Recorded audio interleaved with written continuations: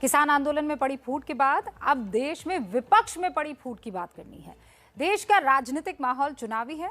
कुछ ही महीनों में यूपी, उत्तराखंड, पंजाब जैसे राज्यों में चुनाव है, लेकिन अभी से 2024 की स्क्रिप्ट भी तैयार हो रही है। हर बार की तरह इस बार भी बीजेपी के खिलाफ विपक्ष का मोर्चा तैयार हो रहा है और हैरानी की बात यह है कि इस मोर्चे से कांग्रेस को बाहर रखने की पुरजोर कोशिश हो रही है।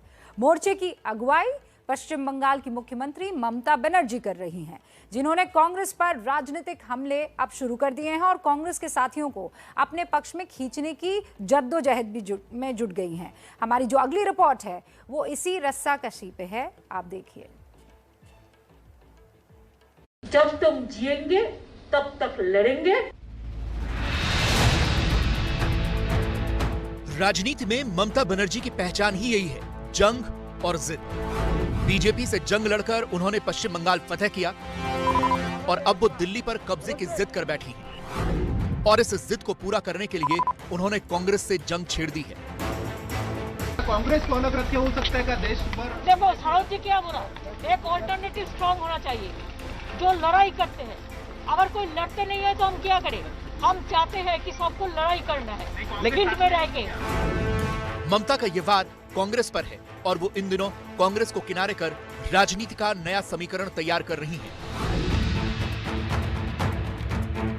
इसी समीकरण को फिट करने के लिए वो मुंबई के दौरे पर हैं, जहां उन्होंने पहले शिवसेना के आदित्य ठाकरे और संजय राउत से मुलाकात की और फिर राजनीति के चाणक्य शरद पवार का आशीर्वाद देने पहुंची। शरद जी का साथ मीट करने के लिए और उद्धव का साथ मीट करने के लिए मैंने महाराष्ट्र में आए थे। संजय राउत को और आदित्य ठाकरे को मेरे को होटल में भेजा और लोगों ने बातचीत किया। मेरे को मन था कि आज जो परिस्थिति चल रहा है देश में, जैसा फैसिज्म चल रहा है, इसको खिलाफ में एक स्ट्रॉन्ग ऑल्टरनेटिव फोर्स बनाना चाहिए। मैं शरद जी को साथ पॉलिटिकल कार्टेसी और डिस्कशन करने के लिए आई हुई है। ममता मिशन 2024 पर काम कर रही है। ममता को 2024 का चुनाव मोदी बनाम ममता बनर्जी करने की कोशिश में है। इस सपने को पूरा करने के लिए ममता को सभी क्षेत्रीय दलों को साथ लाना होगा, साथ ही कांग्रेस को भी किनारे लगाना होगा। और मुंबई के अपने इस दौरे में ममता इसी रोड मैप पर चल रही है। ममता क्षेत्रीय दलों को एकजुट कर कांग्रेस को किनारे लगाने की कोशिश में है, इसलिए अब वो कांग्रेस के उस किले के अस्तित्व को भी नकार रही हैं, जिसकी वो अब तक मेंबर थी। को लगता है कि शरद जी को आप यूपीए का नेतृत्व करना चाहिए, चेयरमैन बनाना चाहिए? अरे क्या यूपीए? अभी यूपीए नहीं है। यूपीए क्या है?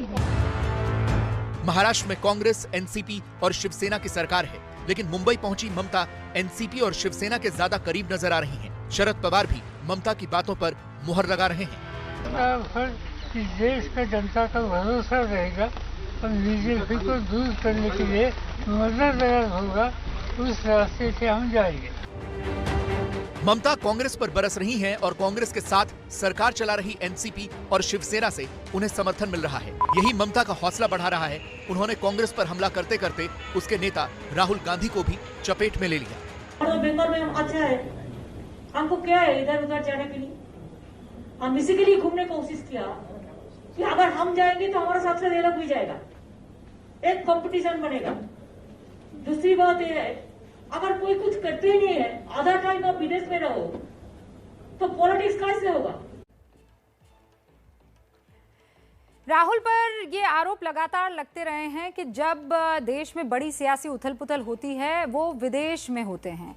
हमने राहुल के विदेशी दौरों का जो है वो ब्यौरा आपके सामने रखने की हम आगे कोशिश करेंगे, लेकिन ये अक्सर राहुल गांधी पर आरोप लगते हैं कि राहुल गांधी जब भी कुछ बड़ा काम देश में हो रहा होता है या किसी बड़े मसले पर बातचीत हो रही होती है, राहुल विदेशी दौरे पर होते हैं और इसीलिए बीजेपी भी राहुल गांधी को हमेशा निशाने पर इसी बात को लेकर आती रही है। अब ममता बनर्जी इस पर वार कर रही है और शरद पवार की चुप्पी कहीं ना कहीं इस पर मुहर की तरह आगे आ रही है।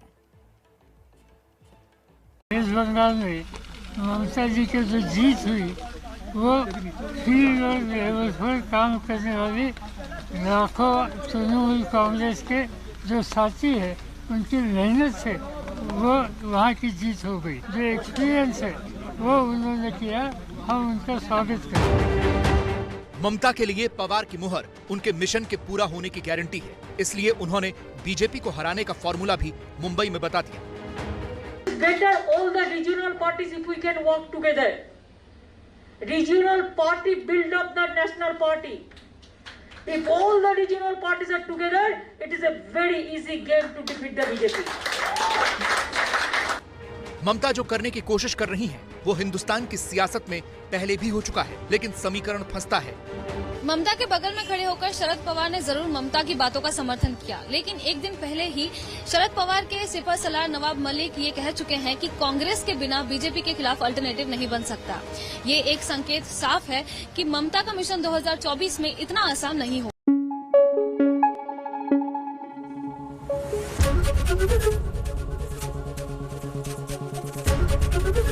एबीपी न्यूज आपको रखे आगे।